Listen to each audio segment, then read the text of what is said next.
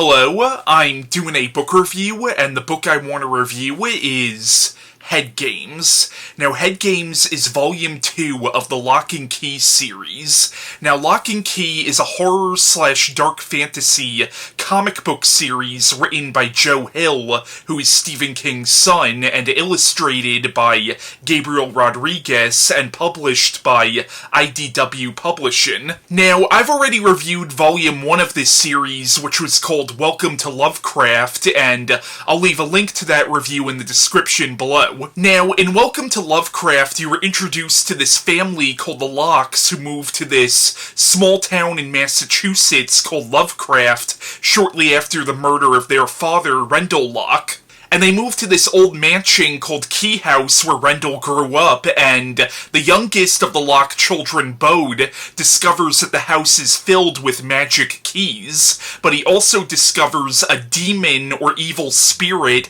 in the form of a young woman living at the bottom of a well. Now, this demon, whose name is Dodge, it turns out that she/he was manipulating Sam Lesser, who was the young man who murdered their father. Now, Volume 1 ended where Dodge escaped from the well, and with the help of what is known as the Gender Key, transformed herself back into a teenaged boy. In this volume, you come to learn that when their father, Rendell, was a teenager, he was best friends with this young man named Lucas Caravaggio, I think I'm saying his name right, and at a certain point Lucas ended up disappearing, but Lucas also became possessed by the demon Dodge. So basically what happens is Lucas/Dodge pretends to be a young man named Zach Wells, and he becomes friends, or pretends friendship, with two of the Locke children, Tyler and Kinsey.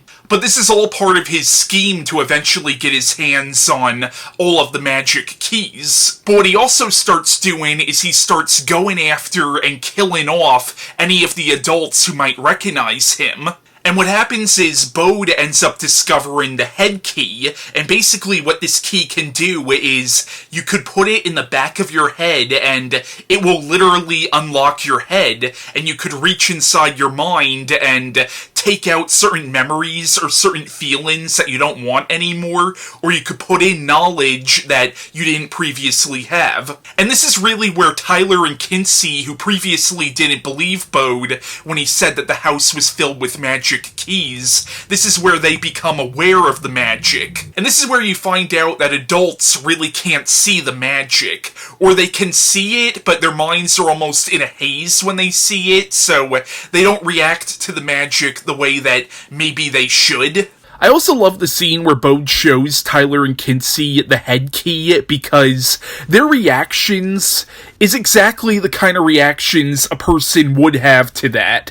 They're freaking terrified at first. Now, Volume 2 of Locke Key was very good, but it's kind of hard to review this as a standalone because so much you could tell is setting up what's going to happen in the later volumes of this series. But one thing that this does very well is it fleshes out some of the characters. Joe Hill, very much like his father, really does have a talent for characterization. Like, in this you learn a lot more about Duncan Locke, their uncle. You're also introduced to a character named Joe Ridgway, who is an English professor, and he's actually the first person that Dodge starts going after because Ridgway recognizes him as Lucas. And his whole arc in this story was really heartbreaking. Then there's a character named Ellie Whedon, who is the coach at Lovecraft Academy, and when she was a teenager, she dated Lucas before he became possessed by Dodge, and